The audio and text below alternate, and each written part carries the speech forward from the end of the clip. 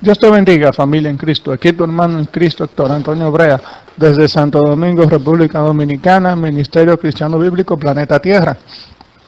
Hoy vamos a hacer un aparte, después de unos cuantos días sin grabar mensajes, unos días de vacaciones laborales, pero también tiempo que he aprovechado bastante para leer de la palabra de Dios. Y quiero hablar contigo acerca de la primera carta a Timoteo, primera epístola del apóstol Pablo a su discípulo Timoteo. Pero yo lo que voy a hacer es que voy a usar una traducción que tengo acá en mis manos, una Biblia escrita en un lenguaje un poco más claro y más fácil de entender, porque a veces las traducciones tradicionales que son revisadas con un lapso de tiempo muy amplio entre una revisión y otra, dejan a veces como ideas como no muy claras en la mente de la gente. Y por eso quiero aprovechar y voy a usar esta traducción. Estoy usando en mis manos una Biblia llamada la Biblia Latinoamericana. Es una Biblia que es una traducción con la cual trabaja la Iglesia Católica. Al final de cuentas, después de leerla y después de estudiarla y de compararla con las otras traducciones que tenemos acá en Ministerio Cristiano Bíblico Planeta Tierra, al final de cuentas la idea es la misma. Acá tenemos Biblia Pechita, acá tenemos Nueva Versión Internacional, Reina Valera, tenemos la Torá en hebreo, sí, la Torá traducida al español, el libro de los jubileos, el libro de Enoch. Acá tenemos material, hasta los manuscritos del Mar Muerto, tenemos algo por aquí que nos habla de los manuscritos del Mar Muerto. Porque aquí aquí lo que no buscamos es hacer alarde de conocimiento, ni nada por el estilo. Aquí lo que queremos es estudiar la palabra de Dios para ponerla en práctica. No estudiar la palabra de Dios para hacernos creer que somos sabiondos, expertos, maestros, escribas y fariseos de la palabra, no, para ponerla en práctica.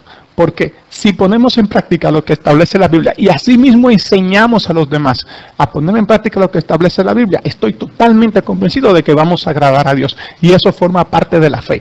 La obediencia forma parte de la fe. Y yo voy a comenzar y voy a leer la primera carta a Timoteo. Y comenzamos desde el capítulo 1 y la leemos en el nombre del Padre, del Hijo y del Espíritu Santo. Amén. Y dice: Pablo, apóstol de Cristo Jesús por mandato de Dios nuestro Salvador y de Cristo Jesús nuestra esperanza. A Timoteo, verdadero hijo mío en la fe, recibe gracia, misericordia y paz de Dios Padre y de Cristo Jesús nuestro Señor. Al partir para Macedonia te rogué que te detuvieras en Éfeso. Debías advertir a algunos que no cambiaran la doctrina ni se metieran en leyendas y recuentos interminables de ángeles. Esas cosas alimentan discusiones, pero no sirven para la obra de Dios, que es cuestión de fe. El fin de nuestra predicación es al amor que procede de una mente limpia, de una conciencia recta y de una fe sincera. Por haberse apartado de esta línea, algunos se han enredado en palabrerías inútiles.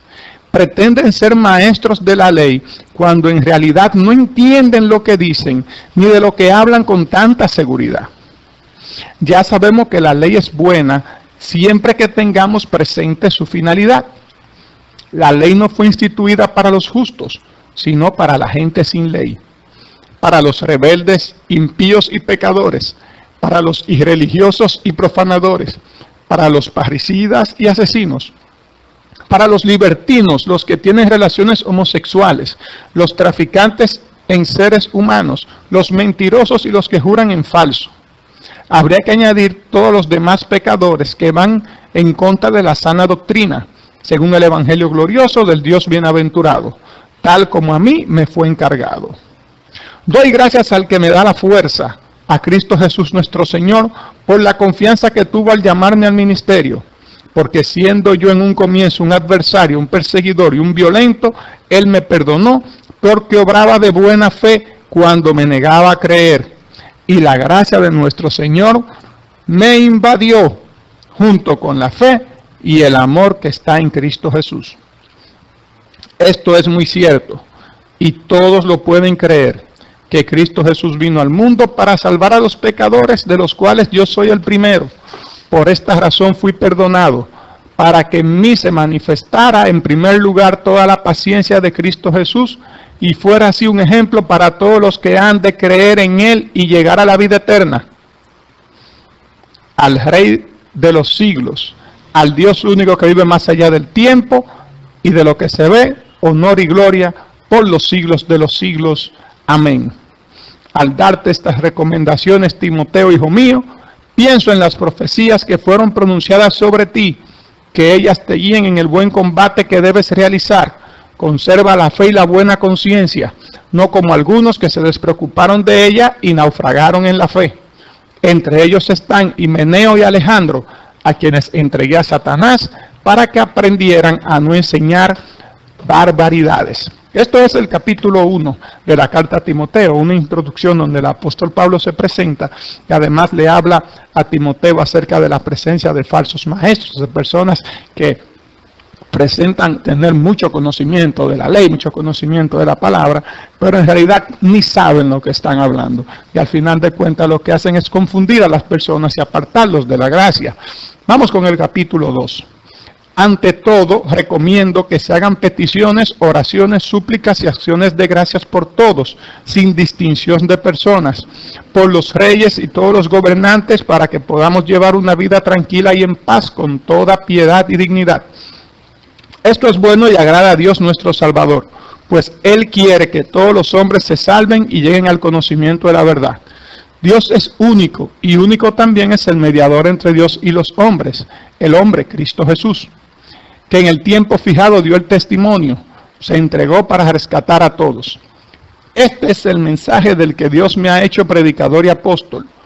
Yo no miento y es pura verdad. Enseño a las naciones en forma creíble y sin errores.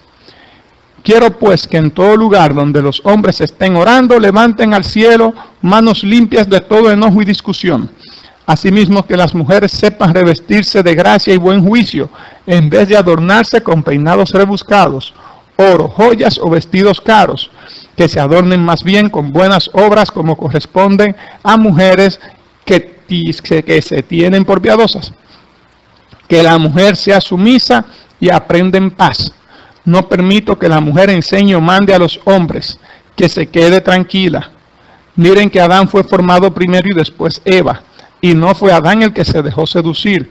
La mujer se dejó seducir y luego desobedeció, y se salvará por la maternidad, con tal que ellas perseveren en la fe, el amor y una vida santa, y que sean capaces de moderarse. Aquí en el capítulo 2 vemos como el apóstol Pablo habla bien claro acerca de las oraciones, de que la persona al momento de orar tiene que estar libre de enojo, libre de discusiones, libre de problemas con su prójimo. El mismo Señor Jesús dice bien claro que tenemos que hacer la paz con nuestro prójimo antes de presentar nuestra ofrenda delante de Dios. Y no tan solo nuestra ofrenda material, también nuestra ofrenda de alabanza y nuestra ofrenda de oraciones.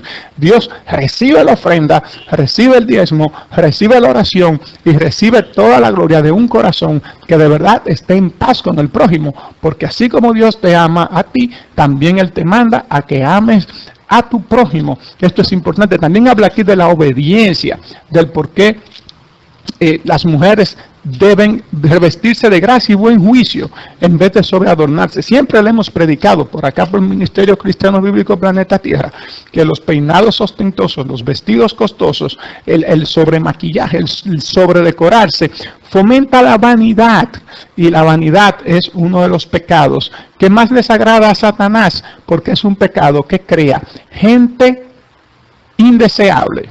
Y qué triste es cuando las personas te rechazan porque eres una persona vanidosa, porque el vanidoso mira al otro por fuera y no lo ve por dentro. El vanidoso se preocupa mucho por verse bien linda, por verse bien peinado, bien calzado, bien arreglado, y juzga al hermano que no está vestido bien, y entiende que el hermano que no está vestido bien no está a su nivel, y así un sinnúmero de cosas, y crea situaciones. Y más la mujer, que es una creación tan hermosa de Dios, dentro de su naturaleza, dentro del ser femenino, hay su poquito de vanidad y su poquito de coquetería.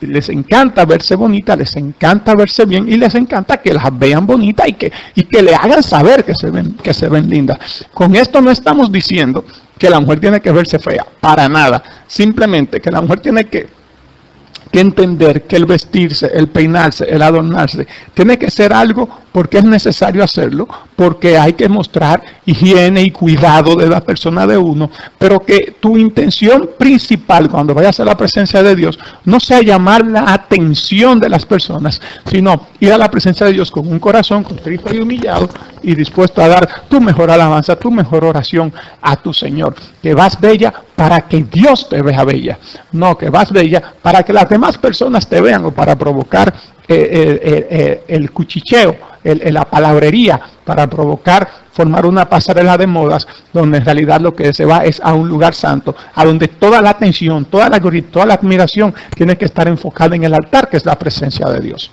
Vamos con el capítulo 3 de la primera carta del apóstol Pablo a Timoteo.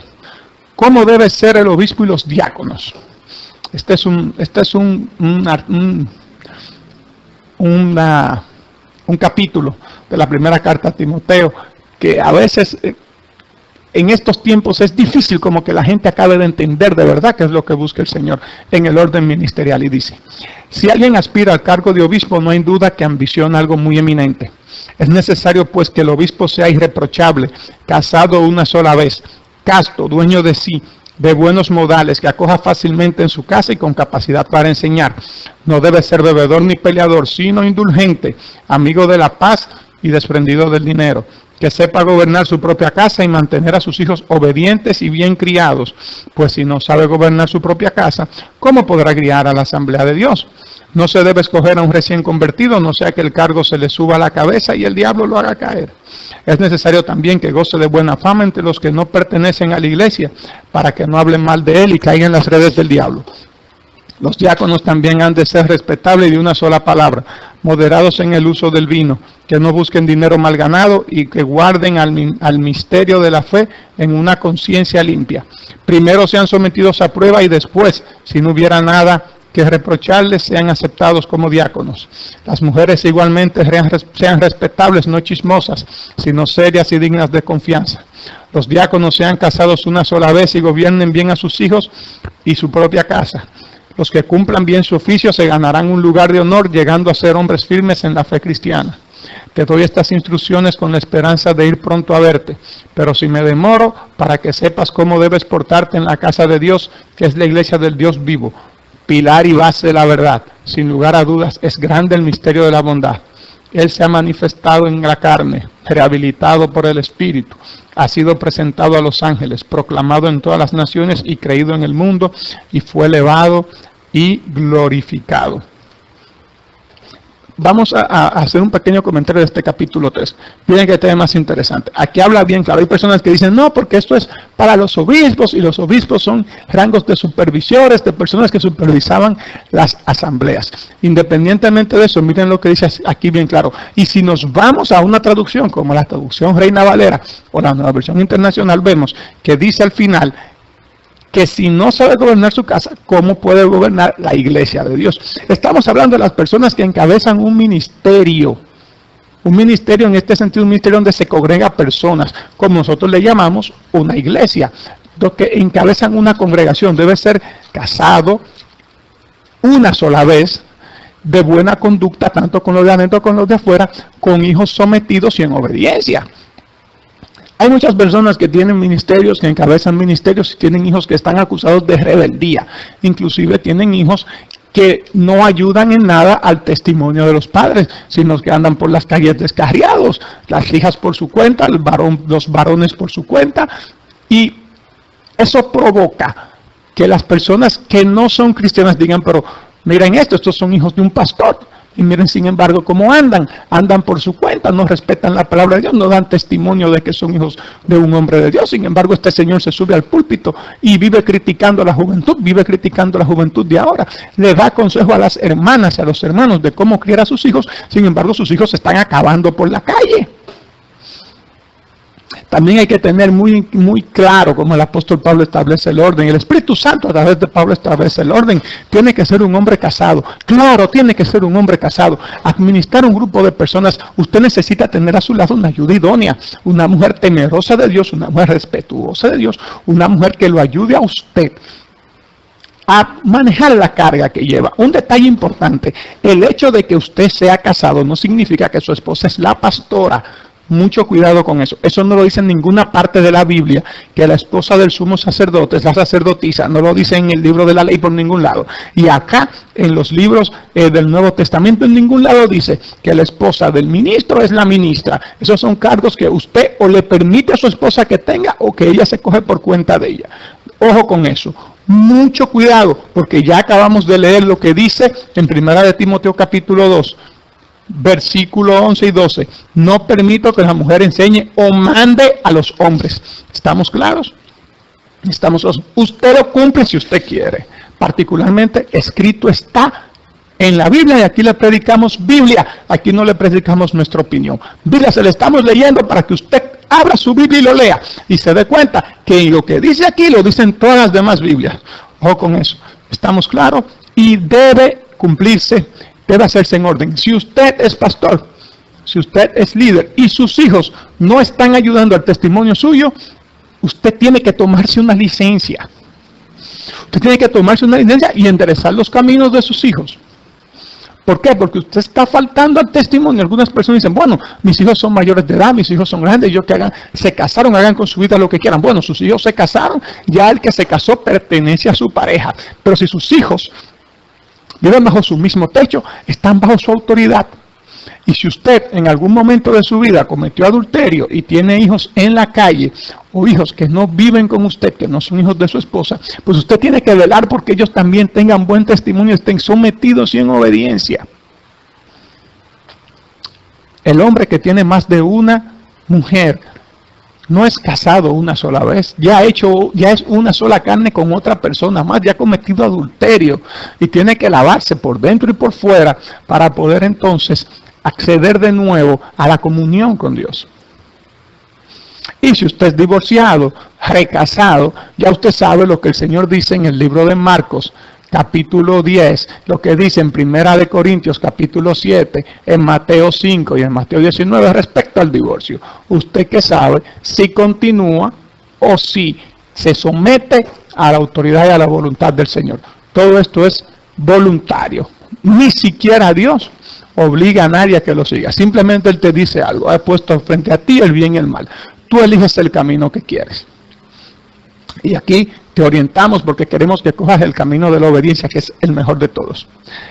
Capítulo 4. El Espíritu nos dice claramente que en los últimos tiempos algunos renegarán de la fe para seguir espíritus seductores y doctrinas diabólicas. Aparecerán hombres mentirosos con la conciencia marcada, con la señal de los infames. Esto prohíben el matrimonio y no permiten el uso de ciertos alimentos, a pesar de que Dios los creó para que los comamos y luego le demos gracias. Así lo hacen los creyentes que conocen la verdad, porque todo lo que Dios ha creado es bueno y no hay por qué rechazar un alimento que se toma dando gracias a Dios. Es santificado por la palabra de Dios y la oración. Si explicas estas cosas a los hermanos, serás un buen servidor de Cristo Jesús, alimentado con las enseñanzas de la fe y de la sana doctrina que has seguido. Rechaza las fábulas esotéricas, verdaderos cuentos de viejas y dedícate a la piedad como a tu deporte. La ascesis corporal no es de mucha utilidad. La piedad, en cambio, es útil, fuera de toda discusión, pues Dios le prometió la vida, tanto la presente como la futura. Aquí tienes una doctrina segura en la que puedes confiar. Sufrimos y luchamos porque tenemos nuestra esperanza puesta en el Dios vivo, Salvador de todos los hombres, en especial de los creyentes. Recomienda todas estas cosas y enséñalas. No dejes que te critiquen por ser joven. Trata de ser el modelo de los creyentes por tu manera de hablar, tu conducta, tu caridad, tu fe y tu vida irreprochable. Mientras llego, dedícate a la lectura, a la predicación y a la enseñanza. No descuides el don espiritual que recibiste mediante una intervención profética cuando el grupo de ancianos te impuso las manos. Ocúpate de estas cosas y fíjate en lo que te dije. Así todos serán testigos de tus progresos. Cuida tu conducta y tu enseñanza. Persevera sin desanimarte, pues actuando así te salvarás a ti mismo y a los que te escuchan. No reprendas con dureza al anciano, al contrario, aconséjalo como si fuera tu padre. Trata a las jóvenes como hermanas, y a las mujeres mayores como a madres, y a las jóvenes con gran pureza como a las hermanas. Atiende a las viudas que son realmente viudas. Si una viuda tiene hijos o nietos, que aprendan estos primeros a cumplir sus deberes con su propia familia y a ayudar a sus padres. Esto es lo correcto ante Dios. La verdadera viuda es la que se queda sola, habiendo puesto en Dios su esperanza y se dedica día y noche a la oración y a las súplicas. En cambio, la que quiere pasarlo bien, aunque viva, está muerta. Insiste en esto para que nadie pueda criticarlas. Quien no se preocupa de los suyos, especialmente de los de su casa, ha renegado de la fe y es peor que el que no cree. No inscribas entre las viudas más que a quien ya pasó los 60 años, casado una sola vez y recomendada por sus buenas obras. Si educó a sus hijos, dio hospitalidad, lavó los pies a los santos y socorrió a los que sufren. En pocas palabras, que se haya dedicado a hacer el bien. No admitas a las viudas jóvenes, pues cuando ya se han cansado de Cristo quieren casarse y faltando a su primer compromiso se ponen en una situación irregular. Aprenden además a no hacer nada y se acostumbran a andar de casa en casa. Como no tienen nada que hacer, hablan de más, se meten en lo que no les toca y dicen lo que no deben. Quiero pues que las viudas jóvenes se vuelvan a casar, que tengan hijos y sean amas de casa, antes que dar a nuestros adversarios algún pretexto para criticar. Algunas ya se han extraviado siguiendo a Satanás. Si alguna mujer creyente tiene viuda en su familia, que las atienda. Así la iglesia no tendrá que cargar con ellas y podrá socorrer a las que son viudas en el justo sentido. Los ancianos que son buenos líderes recibirán doble honor y remuneración, sobre todo los que llevan el peso de la predicación y de la enseñanza.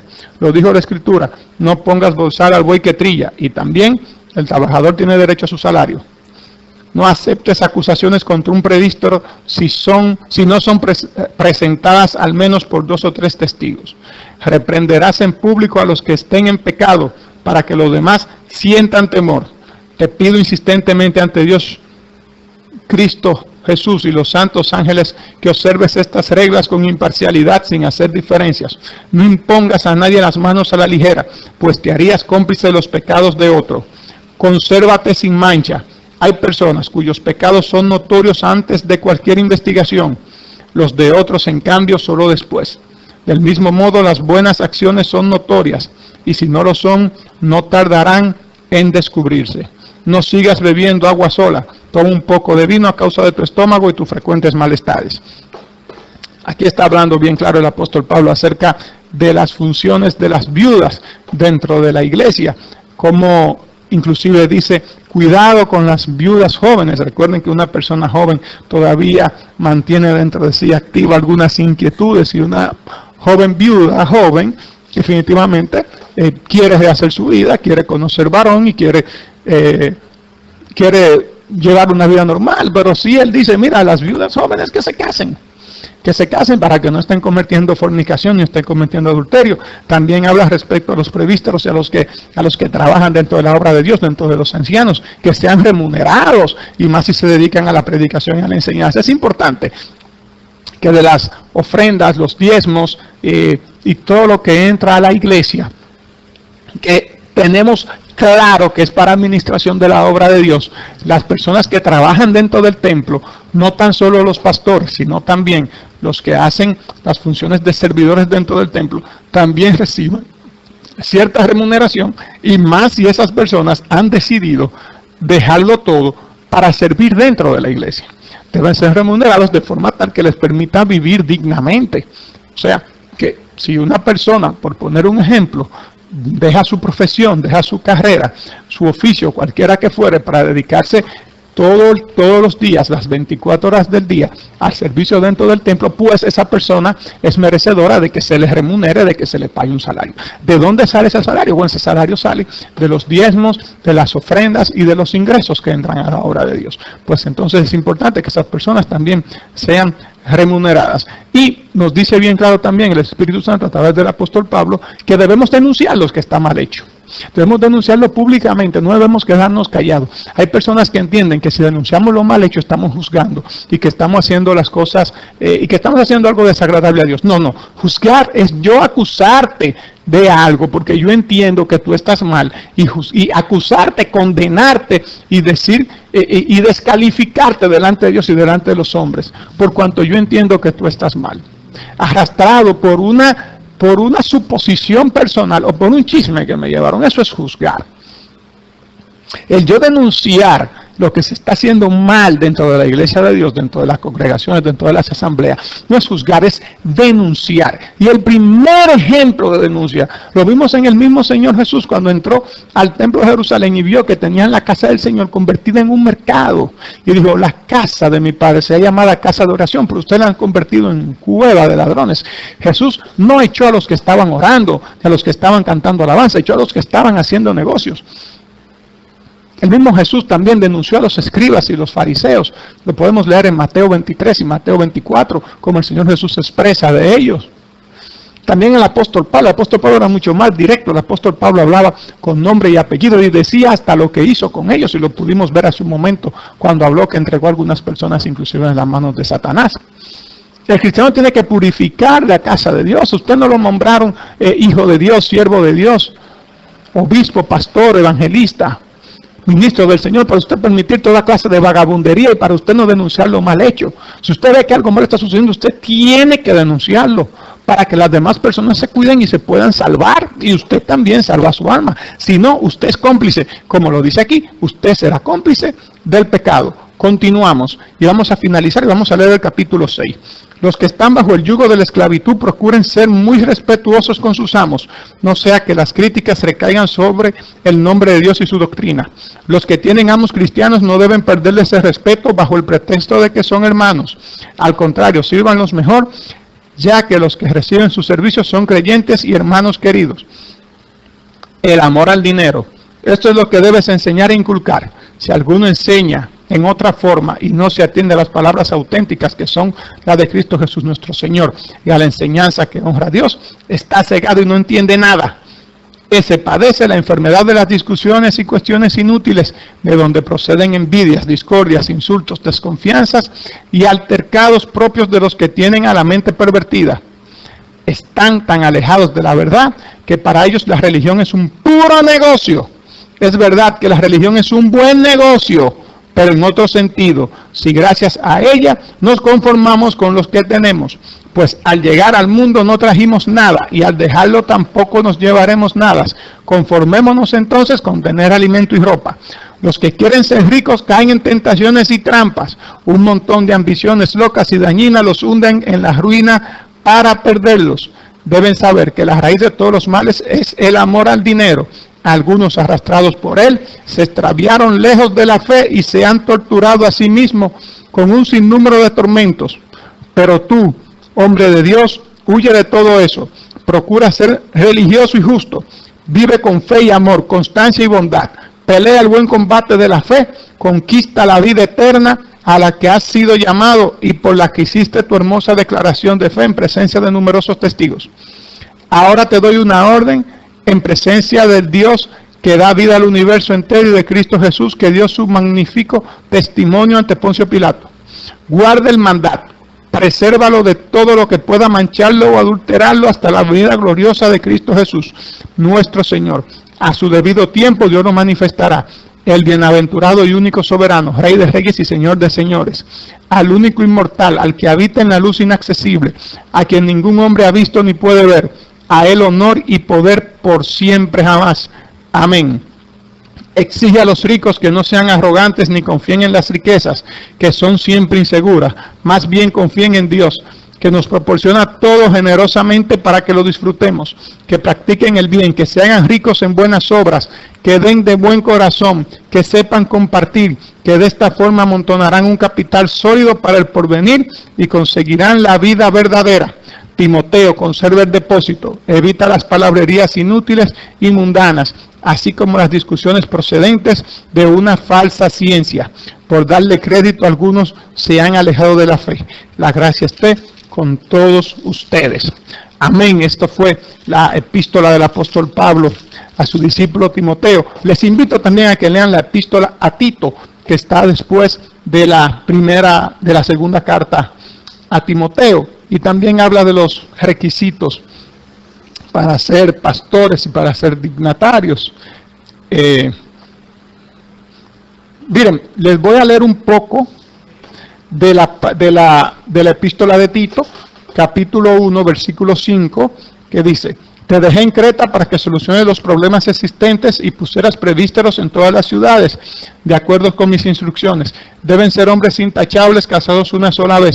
Es preciso que sus hijos sean creyentes y que no puedan ser acusados de mala conducta o de ser rebeldes, pues el supervisor u obispo, siendo el encargado de la casa de Dios, debe ser irreprensible. No debe ser autoritario ni de mal genio, ni bebedor ni peleador, o que busque dinero. Al contrario, que practique la hospitalidad, que sea amigo del bien, hombre de buen juicio, justo, piadoso, dueño de sí mismo, que se atenga a la doctrina segura y sea capaz de predicar la sana enseñanza y al mismo tiempo sepa rebatir a los que la atacan. Porque hay muchos espíritus rebeldes, charlatanes y engañadores, sobre todo los de origen judío. Hay que taparle la boca, pues enseñan en forma muy interesadas cosas que no convienen y desconciertan a familias enteras. Esto es lo mismo, lo dice en Tito, lo dice en Timoteo, y si seguimos leyendo las epístolas paulinas, las epístolas pastorales, nos vamos a dar cuenta que el orden es el mismo. El problema es que el ser humano, todo lo que significa orden, todo lo que significa disciplina, aun y sea mandamiento de Dios, no lo quiere respetar. Qué pena que los seres humanos todavía, que predican la palabra de Dios, que dicen ser pueblo de Dios, que dicen ser respetuosos de la sana doctrina, de la enseñanza de Dios, que dicen amar y honrar a Dios, no acaben de entender que a Dios se le honra obedeciendo su palabra, poniéndola por práctica. Bien lo dice: este pueblo de sus labios me honra, mas su corazón está lejos de mí, pues su temor a mí no es más que un mandamiento enseñado por hombres. Dios te bendiga, te amo mucho. Tu hermano en Cristo, Héctor Antonio Brea, Santo Domingo, República Dominicana, 30 de septiembre del año 2011. Ve a una iglesia cristiana de verdad, lee la Biblia, inicia tu lectura del Nuevo Testamento y obedece todo lo que está escrito ahí, porque no está escrito de más. Más adelante seguiremos hablando de más epístolas. Hablaremos de la epístola de Gálatas y verás, como te pude demostrar ahora, que muchas de las cosas que te he leído acá no te las han predicado en tu iglesia, y tampoco otra de las cosas que te seguiré leyendo y te seguiré mostrando, tampoco te la han dicho. Dios te bendiga, te amo mucho. Cristo viene pronto y viene por un pueblo santo. Amén.